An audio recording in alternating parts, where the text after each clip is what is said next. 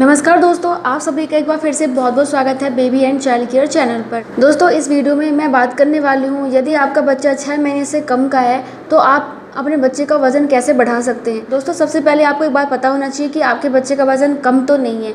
यदि आपके बच्चे का वज़न सच में कम है तो शायद आप कुछ गलती कर रही होंगी जिस वजह से कि आपके बच्चे का वज़न कम होगा।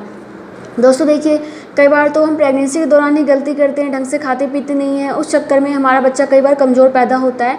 और जब आपका बच्चा पैदा हो जाता है तो उसके बाद यदि आप उस पर अच्छे से ध्यान देती हैं तो उसका वज़न सही भी हो जाता है। तो सबसे पहले आपको यह पता करना है कि आपके बच्चे का वज़न कम तो नहीं है।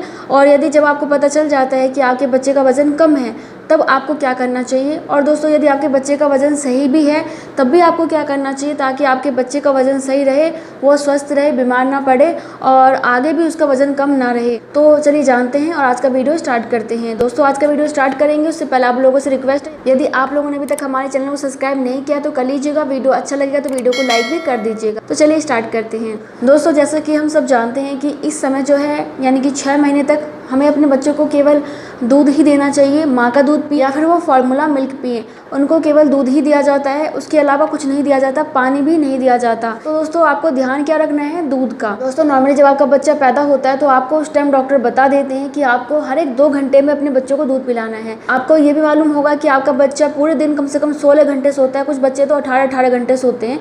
तो स्टार्टिंग में आपका बच्चा बहुत ज़्यादा सोता है, तो इसका मतलब ये नहीं है कि आप उसको दूध नहीं पिलाएंगी। आपको जगना होगा और आपको जगने के बाद जो है अपने बच्चों को दूध पिलाना होगा। दोस्तों देखिए, रात का समय है और यदि आप सो गए हैं तो कोई बात नहीं, आप 2-4 घंटे सो जाइए।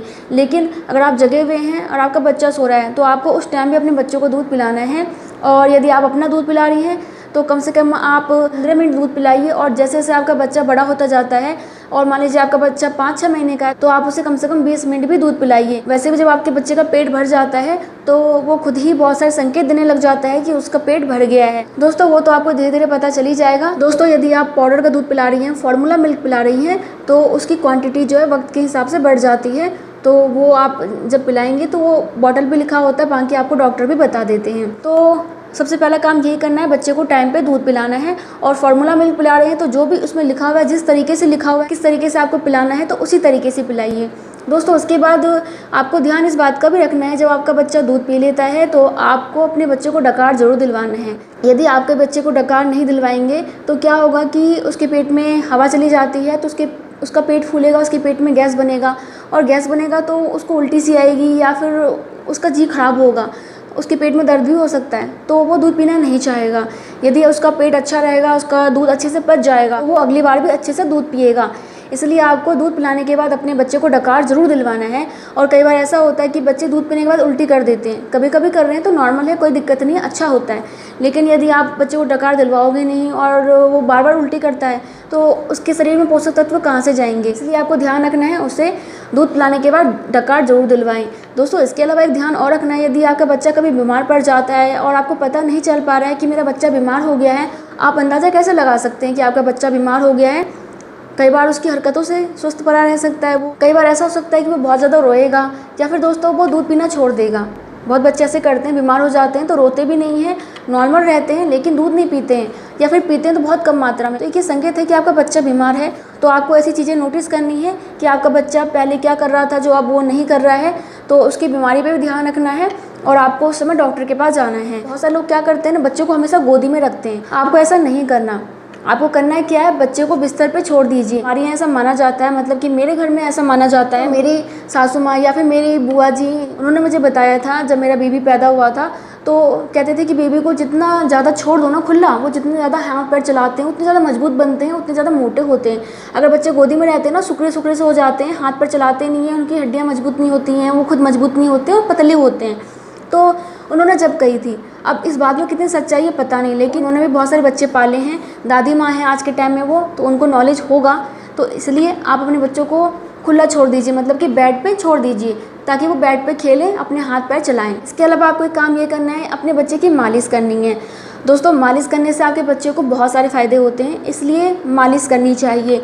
हम क्या करते हैं, बच्चों की मालिश एक बार करते हैं, नॉर्मली एक ही बार करते हैं, कोई 2 बार कर लेती हैं। लेकिन दोस्तों, नॉर्मली गांव में क्या होता है कि बच्चों की मालिश कई बार कर देते हैं, 8-8 10-10 बार भी करते हैं, क्योंकि उन्हें लगता है कि बच्चों की मालिश करने से जो है बच्चे मोटे होते हैं, तंदुरुस्त होते हैं।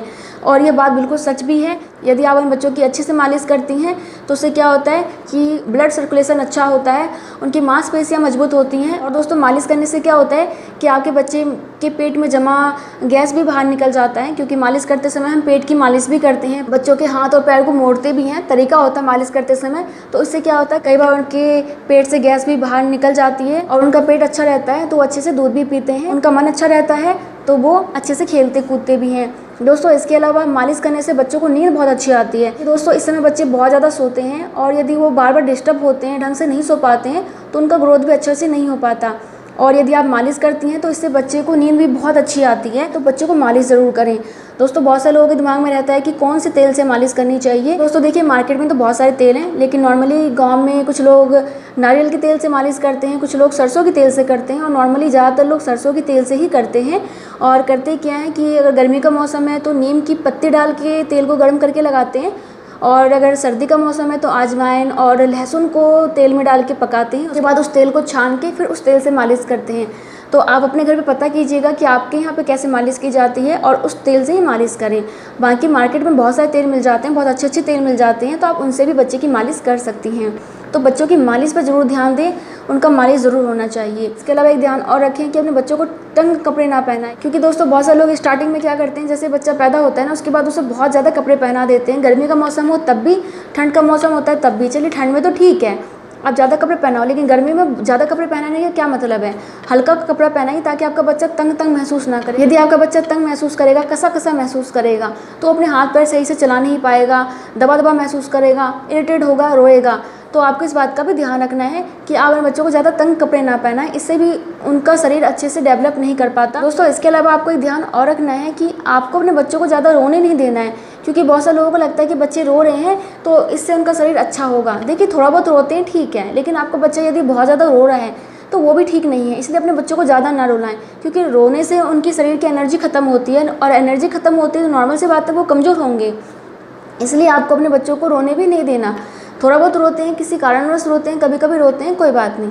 कोशिश करें कि आपका बच्चा ज़्यादा ना रोए, क्योंकि ज़्यादा रोएगा तो उसका शरीर कमज़ोर होगा। आपको एक ध्यान और रखना है कि आप भी स्वस्थ रहें, क्योंकि यदि आप स्वस्थ रहेंगी तभी आप अपने बच्चों को स्वस्थ बना पाएंगी।